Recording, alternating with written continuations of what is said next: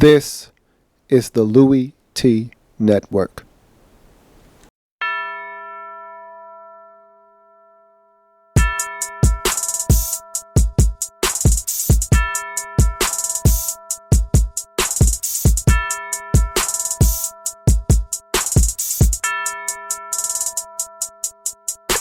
See, first come the preseason, and I don't take a day off. And then my team was 6-10, and we ain't smell the playoffs. Yeah, I seen the Super Bowl, but I heard they just play balls. A lot of teams had injuries. Sam Bradford had to take off. Go hard in the offseason, but you don't know the half. Before you know, we gon' look up, and we ready for the draft. They dressed up in that suit top, and I don't know how to act. They waiting, so patient, so they can put on that hat. Who else could it be? But your man Luke. Okay, so when she asks you where you was at, you tell her you in the lab room. Who else could it be? But your man Luke. Okay, so when she asks where you was at, you can tell her you was in the lab room. Yeah.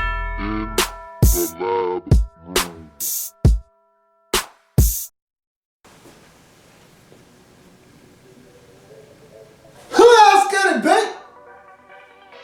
Me, Dormy.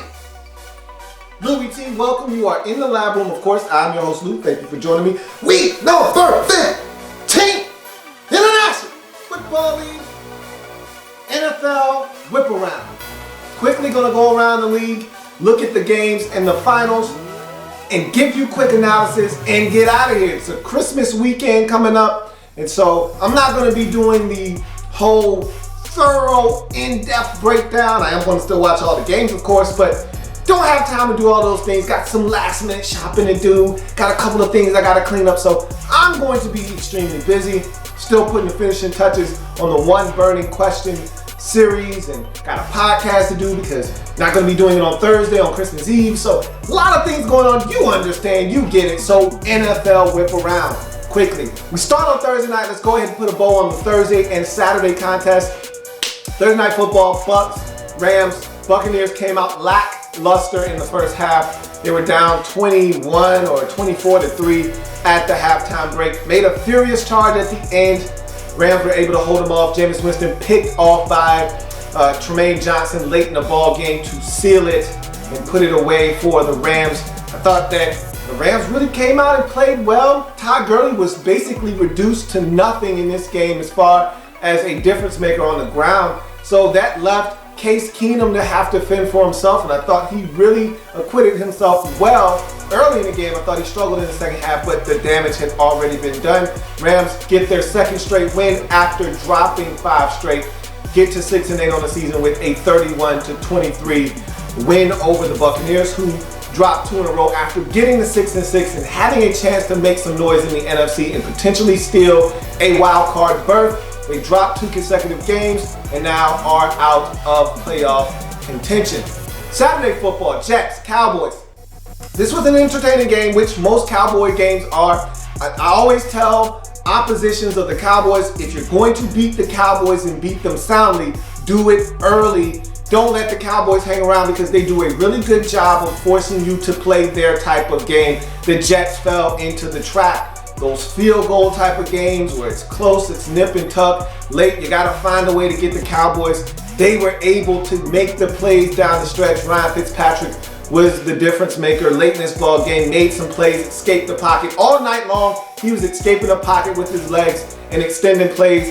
Had a big throw to Quincy Enunwa that got them down inside the 5-yard line, and they were able to get into the end zone and take the lead for good with the Eric Decker touchdown. Brandon Marshall, Eric Decker continue to be the story in New York for the Jets as they continue to make noise, and they got it done in this football game. 19-16 for the Cowboys. They finally pulled the plug on Matt Castle and inserted Kellen Moore, which most people were saying, what were you waiting on to do that? You're not going anywhere with Matt Castle. Might as well put in the young fella and see if he can do anything. He threw the football. I thought, okay, gave them some opportunities, but at the game's end, he had thrown 3 interceptions, none bigger than the one in the end zone to Calvin Pryor that really hurt one of their scoring opportunities. And so the Jets are able to get away and escape Dallas with a 19-16 win, go to 9-5 on the season. And we'll talk about the playoff picture a little bit later on. But for then, after the win, they remained in the wild card position in the AFC as the number 5 seed. You move on to the Chicago Bears at the Minnesota Vikings as we move on to the Sunday games.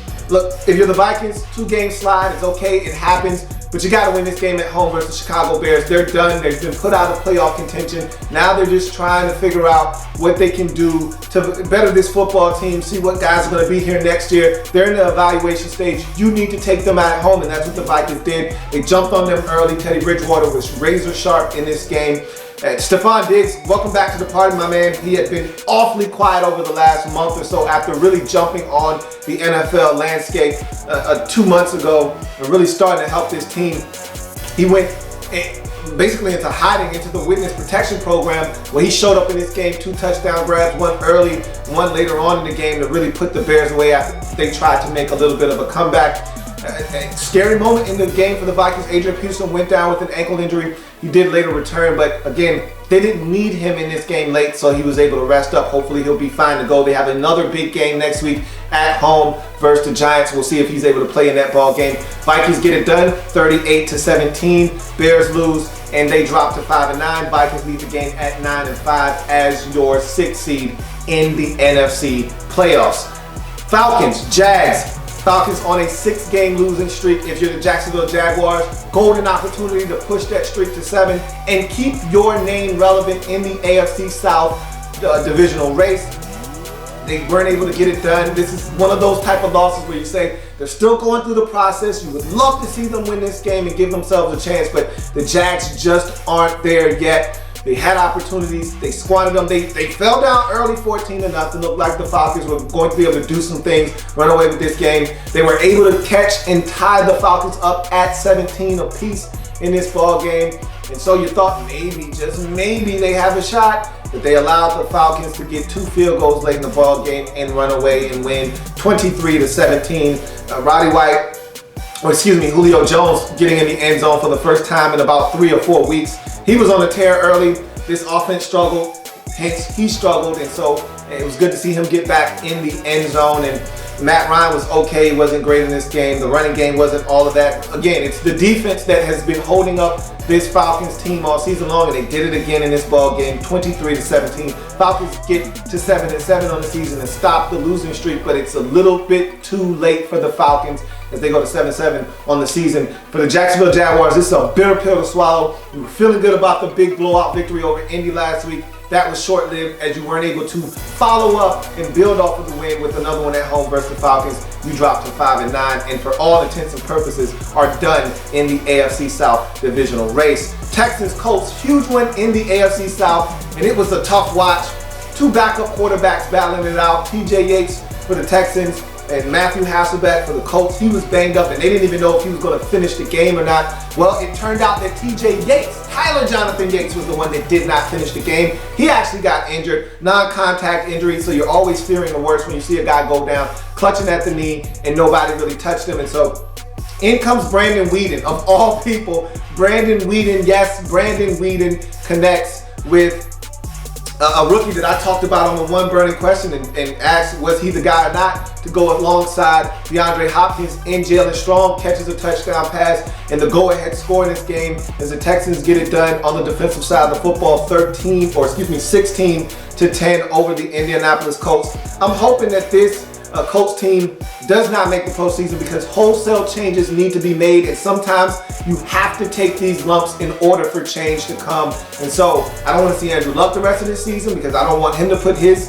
career and livelihood at jeopardy, because when we talk about lacerated kidneys and things of that nature, guys don't need to be playing football for the remainder of the season. Much like Keenan Allen in San Diego, he needs to go sit down and be done for the season and come back next year stronger than ever. And so maybe them being eliminated, and if the Texans can take care of business versus Jacksonville next week, that'll essentially do that for the Texans as they put a stranglehold on this division at 7-7 with the 16-10 win over the Colts, who now dropped to 6-8 on the season. They're not done yet. 2 games remaining. They still have a shot. We'll see what happens in the final 2 weeks of the season. Panthers, Giants, big game in the NFC for a number of reasons. Panthers looking to stay unbeaten. Giants looking to stay right in the middle of the NFC East divisional race. this game got ugly, and not just on the scoreboard. At one point it was 35-7. We're talking Odell Beckham Jr. and we're talking Josh Norman. Look, I was trying to tell Odell Beckham Jr., ODB, shame on you when you step to the old dirty Beckham. Hey man, look, don't let a crazy nutso get in your head, okay? Don't let a crazy man get in your head. And I said to myself, wait a minute, he's crazy too. And so it was two crazy guys going at it, and once you get that, all bets are off, okay? Get your popcorn and just sit back and watch the entertainment and the fireworks, because you know Josh Norman is crazy, okay? He's got a short up there somewhere, a couple of screws missing, and Odell Beckham Jr., this is the same dude I saw because Eli Manning threw an interception towards him. He was unable to break it up. He goes from the cooler and punches a fully filled Gatorade jug. Dude, bro, you work with your hands. Not smart. Don't do that. So he's crazy. Jay Nutso's crazy. You put those two together, and you're liable to see what happened today. Odell Beckham Jr. probably should have been thrown out of this game. That one cheap shot to the jaw of Josh Norman, there's no place in the game for that. That's uncalled for. It's nasty. It's Bush League, and I don't like to see that. I love seeing guys compete, but he crossed the line right there. But when it's all said and done, fantastic finish to this game. Panthers did it again where they jump out big on top of a team and then can't hold it. And it's funny, I have discussions with Panthers fans all the time, and they always get bent out of shape when I say this team is not stocked full of talented football players. And they always say, you must be talking about the offense because you can't be talking about the defense. Well, the defense isn't that much better. Look, the offense is good because of Cam Newton. I tell you that all the time. But the defense, you've got guys that stand out, but as a whole, this unit isn't that great because you don't have an elite pass rusher. That's what I've been harping on. And look, when you get on top of somebody 35-7, you're supposed to be able to finish the game because you know they got to pass the football. You're supposed to be able to pin your ears back and get after the quarterback. Well, you can't do that, and that's why the Packers almost came back and beat you. That's why the Saints were able to put up 38 points on you, and that's why this Giants team was able to storm back to get some contributions from a running game that was dead. And again, the Giants are one of the worst rushing teams in the league, and you give up over 100 yards to Rashad Jennings. This defense is good. It's not great, and that's what I've been trying to tell people. You've got some elite players, Thomas Davis, Luke Kuechly, Josh Norman, K'Wan Short, but outside of those four guys, the rest of this defense is average, and that's why you're giving up big plays and you're giving up scores. And this offense is having to carry this team sometimes, and you've seen that for the second part of this half, but at the end of the day, can we go ahead and just give Cam the MVP trophy right now? I looked in his eyes when this game got tied up. I said, you ready to go, Cam? Cam said, you damn right already, man. Give me the football. Let me show you what I'm about. And he took those boys right down the field, calmly, ran for about 15 or 11 on 3rd and 10 or whatever it was, picked up the first down. They were able to spike the ball with 5 seconds left.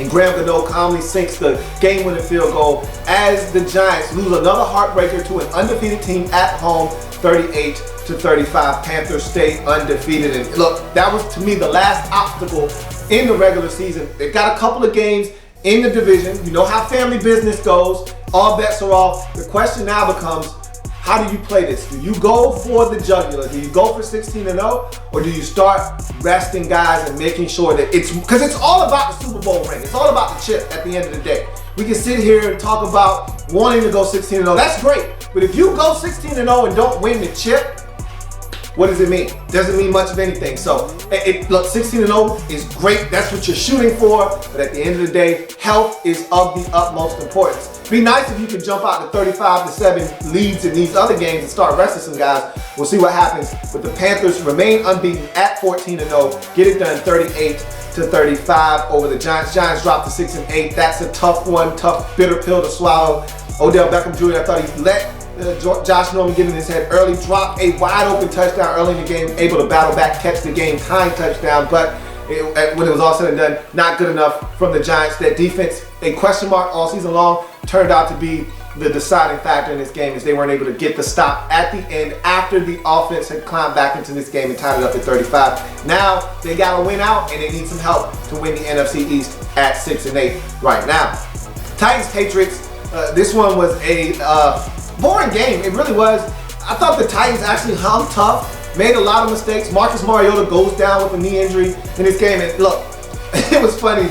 I looked at Marcus Mariota. He could have went back in the game. If this team was good and they were vying for a playoff spot, he could have went back into the game. But we saw one Titans coach get canned in Ken Whisenhunt because he put Marcus Mariota back in the game when he was injured and almost risked the star franchise, face of the franchise quarterback. And so it was funny. Mike Mularkey said, I watched the dude get fired because of this. They asked him at the halftime break, you know how they do the little interviews going into the break. She asked him, hey, is Marcus Mariota coming back? No, he's not coming back in the game. He's done for the game. We're not going to risk him. Yeah. Translation, I saw a dude get fired over this. I'm not going to get fired over this. If I'm not getting this job, it's because I just wasn't good enough for this job and I wasn't the guy they were looking for. I'm not getting fired because I put their star quarterback at risk. And so there's no reason to put him back out there. You're playing the Patriots, you're going to lose anyway. This team isn't any good this season. Why put him back out there behind the line that allowed him to get injured in the first place? No reason to. They put Zach Mettenberger in it, and even though his statistics say that he didn't have a bad game, he stinks.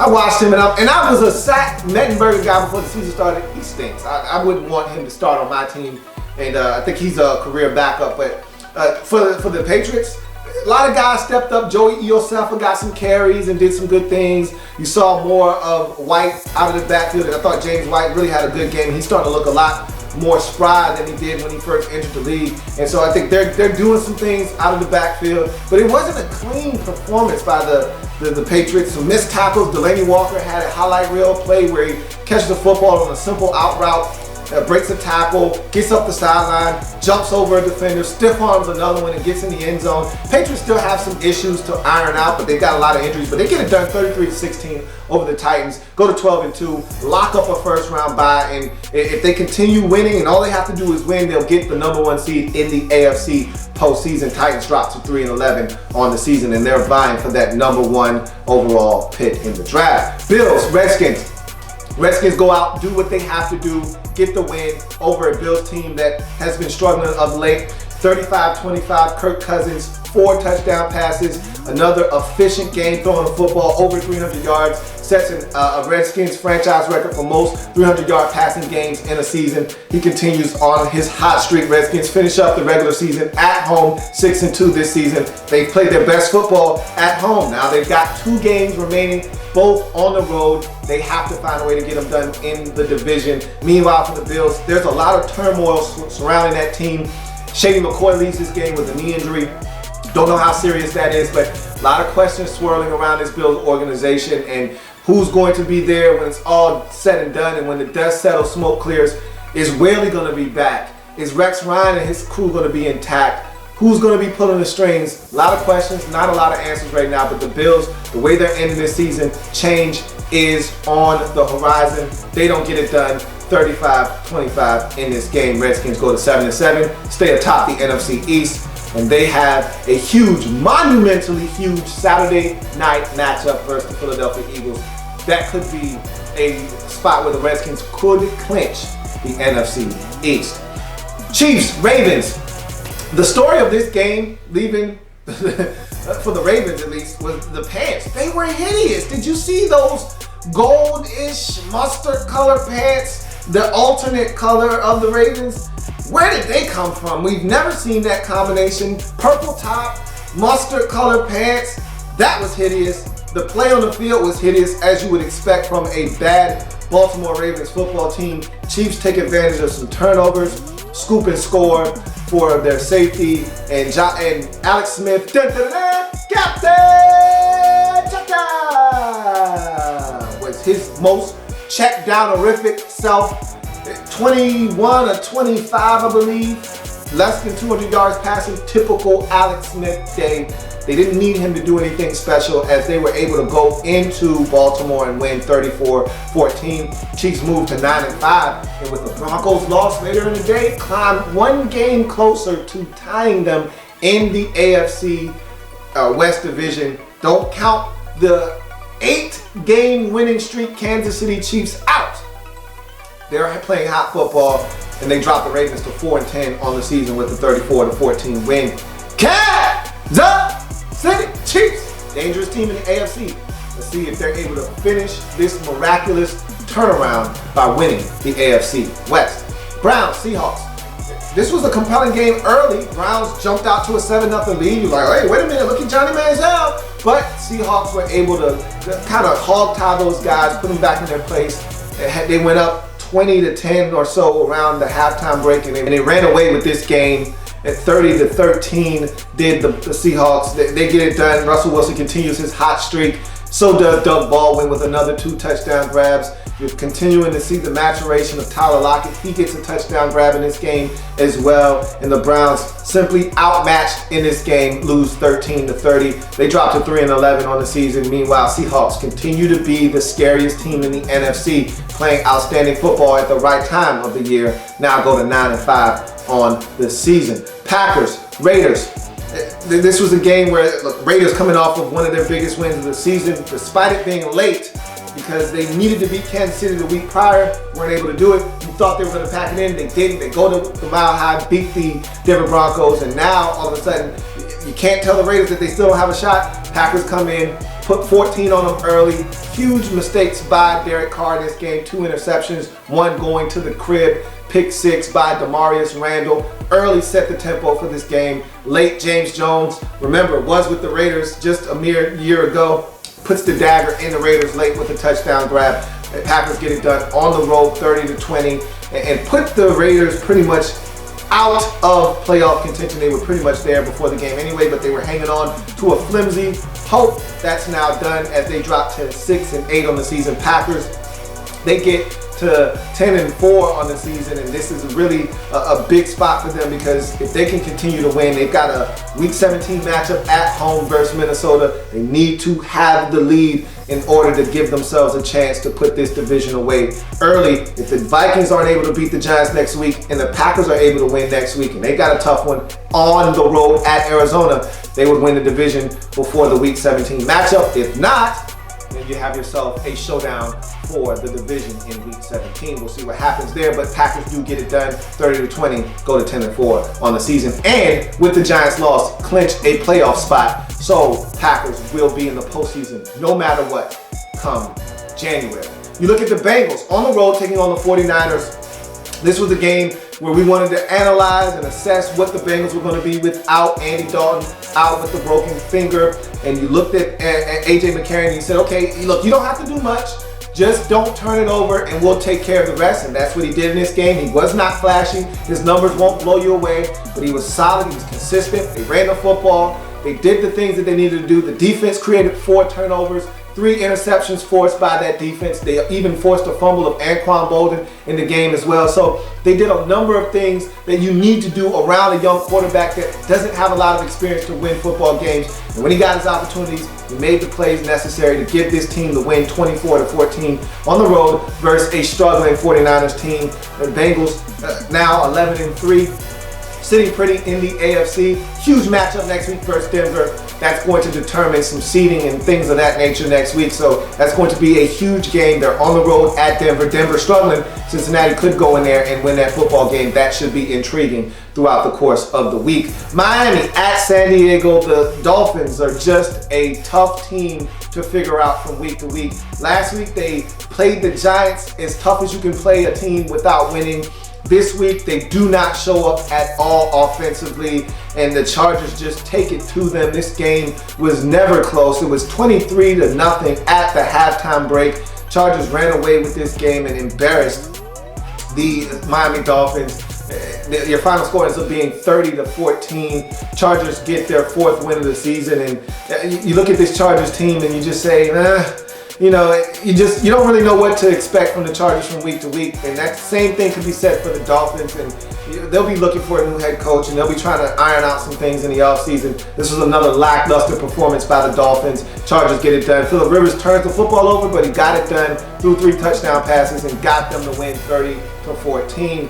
Broncos, Steelers, the game of the day in the AFC conference.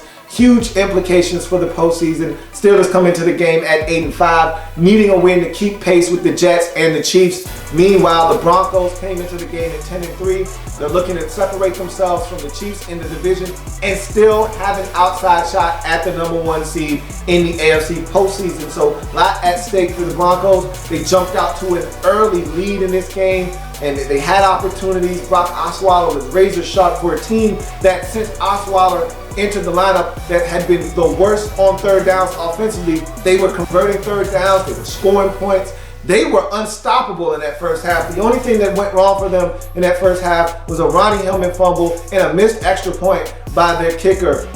Other than that, they were sharp in the first half. They jumped out to a 27-10 lead. It looked like they were going to run away with this game, but the Pittsburgh Steelers showed resilience in that second half, buckled down, held the Broncos scoreless, ran off 17 unanswered points to tie the game, and then one final touchdown after a Brock Osweiler turnover to give them the go-ahead score and the win, 34-27.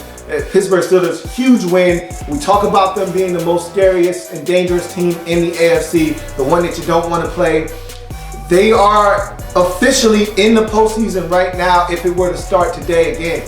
3 teams, 2 playoff spots, Chiefs, Jets, Steelers. Steelers take the Jets spot because of the head-to-head records versus common opponents. With that win over the Broncos, now the Jets are out of the playoffs and the Steelers are in.